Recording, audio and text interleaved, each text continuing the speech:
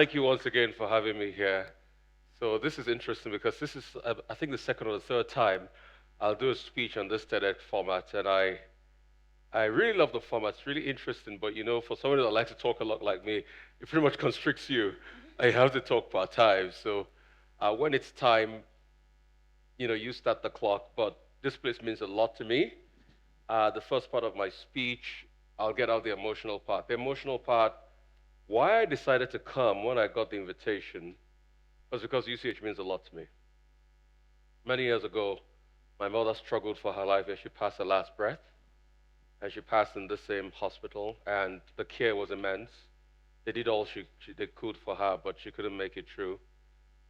She had pretty much had two kidneys gone then, and she's got a terrible high blood pressure.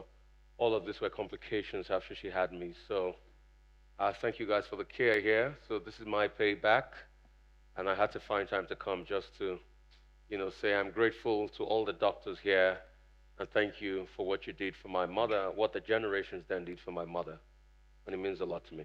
Thank you. I just had to get it out of the way. Secondly, why I'm here today is because I'm passionate about illuminating the truth. And that's the cornerstone of my work, and that's what I've constantly always done. Because we live in a society where lies and propaganda definitely is taking over and will take over even more. Every event in human history will look for ways to amplify lies and amplify evil. It's going to constantly be a fight between good and evil. And I tell you what today, the good will win over evil. I am really absolutely sure, and I will fight for the good to win. And trust me, that's what my life is all about. The truth and good winning is constantly what we shall fight for and strive for. I'll take you back historically. It's not now that you've always had evil trying to dominate. A certain guy, because of his own background and his own antecedents, wrote a book called Mein Kampf out of Hitler. Mein Kampf was a heavily divisive book, and what he was saying initially was that the Jewish people were not good enough, and there had to be a better race called the Aryan race. And that book caused a lot of division. At some point, it was a pop culture book in Germany. In fact, most families, most newlyweds were given Mein Kampf as gifts. But Mein Kampf pretty much set the tone for Nazism. And you can see how Nazism destroyed the society. Hitler, too, was motivated by somebody called Dietrich Eckart. Eckart had seen this young Hitler. Hitler was very passionate, and he said, I can use you for the kind of transformation I want in Germany. And events coalesced to make Hitler what he is today. Obviously, if you remember the story, how the German economy failed, how President Hindenburg failed, and the stock market crash, that led to the rise of Nazism, and everybody hailed Hitler. But Hitler had his own agenda, extermination of the Jews. And guess what he used? He used the media. He got people like Goebbels that constantly put out propaganda, and they destroyed the world. But guess what? While he was doing it, he saw partners, and that's why we must fight against fake news. He saw partners in the likes of Benito Mussolini, that had also ran the newspaper out of Italy, was famously called El Duce. And with these people, Benito Mussolini started his own movement in Italy. Hitler started his own movement. And guess what? They put the world to bed. Between 1939 to 1945, these guys, with the power of information and media, destroyed the world. Until the Allied forces had to come together in 1945, and they fought them to a standstill. And guess what? After the death of Hitler, you've seen the new rise of nationalism to still take over the world. A new rise of alternative reality, like Kellyanne Conway calls it. A new wave of lies all over the world, like Donald Trump peddles. And that's why I'm crazy about the hypocrisy of Africans loving Donald Trump so much. A man that wouldn't respect women, wouldn't respect anybody out there, that is just so conceited about himself and tell lies in the name of religion because of his own selfish benefits. So you have people like this, and they will constantly rise up. And what will they use? They'll use media. Donald Trump could use Fox News in his own time. Now it's morphed into Twitter. And that's why I'm heavily active on Twitter, to set the record straight. I don't care about the trolls. I care about the truth. You have all sorts of mediums these people use. And all of these people, what are they targeting?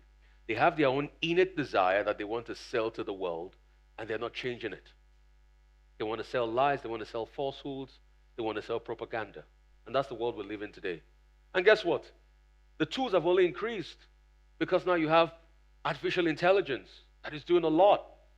You have chatbots here and there that are being peddled with a lot. You've got Elon Musk with the power of his free speech, but he doesn't want Don Lemon to ask him the tough questions, isn't it? Oh, yeah, so just one interview, and they're asking him about your drug and alcohol abuse and all of that, and talking all that stuff, and he's so upset that he canceled the contract. So that's the world we live in today. Be careful about those that are talking about free speech. They don't really care about free speech. They don't know what it is. They don't understand what responsible speech that has a cohesive factor in society. But most of them are just megalomaniacs that once they have the power of the media in their hands, they want to disrupt and they want it for their own selfish benefit and to put their own agenda. And this doesn't start. This started in the 90s when you had the likes of Rush Limbaugh. Anybody knows Rush Limbaugh here? That was a top conservative radio host that started pushing the conservative movement before the likes of the Fox News of this world started in 96 and Roger Ailes and people like that. And these were those that had run election campaign back in the days. But we cannot divide the world. And in Nigeria, it has also continued because of elections in the last elections. When you stand on the path of what should be deemed the truth, you are targeted. I was targeted a lot in the last elections, but I don't care. As long as my convictions are right about the questions we need to ask about development of our country, that's all that matters to me. I don't care about the APC, the PDP, Labour Party, or any other political party. What I truly care about is the development in tandem with reason and reality of Nigeria. But people that have alternative views and alternative ideas, and they don't want it to be done the way it ought to be done, they start all sorts of propaganda. They tell all sorts of lies. They say all sorts of things that are untrue. And when you tell them to back it up with information, they cannot back it up. I tell you what, the tools we have today is just going to be tools in the hands of those people. So illuminating the truth in society will be a difficult task. A lot of people will skew the things you say. They have told many lies against me. I remember once, my television station went to interview Atiku Abubakar, and God knows that the logistics was not right, because if two of my colleagues had gone, and I had stayed back, I would at least created a link to the morning show. But guess what? Somebody went online to go and write a lie about me, that I said, oh, because they knew I was going to ask Atiku Abubakar the tough questions, that's why they didn't take me there. But it was all a lie, and that thing went viral. And that's why when you're online, it is not everything you believe online, you see online, you have to believe. You have to be able to check properly. We all have to be gatekeepers. For us to be able to illuminate the truth and what the truth is today in society, we have to be gatekeepers. Because the tools of evil and lies are right there in your hands. The revolution that the phone has brought is more than a revolution that will be televised. It's right there in your hand. With your phone, they could destroy your life. You know, somebody was making a joke about things the other day and say, hope very soon they will not call AI the Antichrist. Because this is all you need. Something that can direct your thought patterns and all of that. But as a consumer, for you to get to the truth of the matter, what do you do to stem the tide of all of this? It's not everything you see, you believe. And do not be purveyors of bad news or things that are not true. I tell people, be careful of sharing forwarded as received. Because you don't know what it is. Don't deceive yourself. You don't know if it's a lie embedded in there, but you share among groups. God knows that's why on most WhatsApp groups, I'm constantly mute. If you know, there was a study conducted, if you know the kind of damage WhatsApp group created in the 2019 elections and the last election cycle, you'll be amazed. And the funny thing is, you've got the tool in your hand, so be careful how you use it. Pretty much remember Superman. With great power comes great responsibility. I mean, Spider-Man, I should say.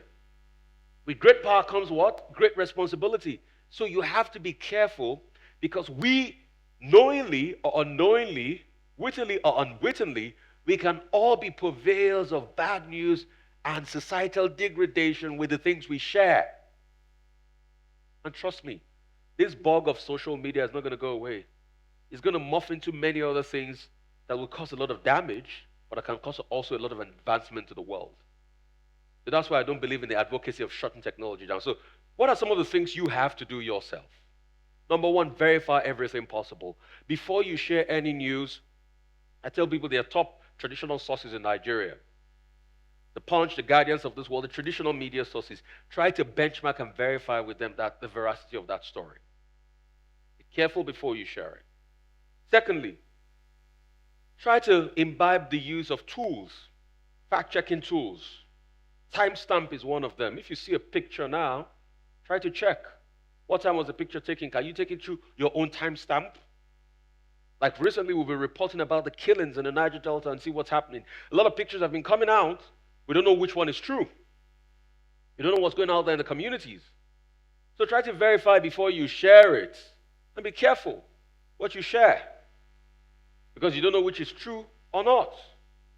And anytime you see that what you might have shared is not true, be open enough to come out to apologize about it so that you can save other people that believe so much in you. And for medical doctors out there, we must all be pioneers of media, because see, one wrong analysis and one wrong law can ruin the prospect of all of us, and that can lead to a policy. So we need to be careful about narrative. We need to stand in the vanguard of positive narrative.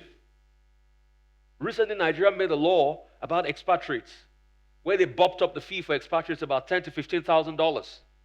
Do you know how much that law cost us? Do you know how many expatriates turned their backs on this country? I had a friend that was considering taking a job in Nigeria. She had come a couple of times. She was about to stop. But guess what? Once that law came, she could have still waited or stayed. She just said, that's my cue to stop coming to Nigeria. And she stopped. And this is a great talent. This is a woman, lovely woman, very good friend of mine, Uma. She's Indian, but guess what? We have planned many investment programs for various states across the country for free. She would take a state governor and say, you know what, I can connect you with investors abroad. All of that today, nobody does that again, just because of one policy, ill thought through. So you guys in the medical field, don't just say, oh, we're a doctor. You must be an active player, because everybody has a voice. And what is media? Amplification of voices.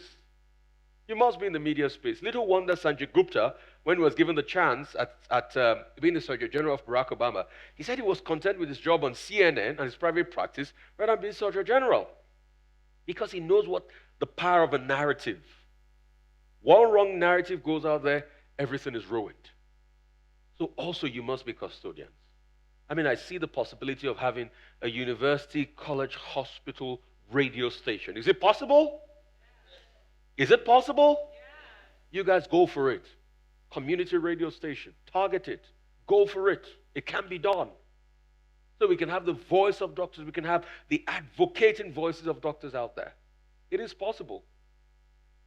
You must stand in the line. But most importantly, in all of this, I tell people, you cannot shut down these voices or these media voices.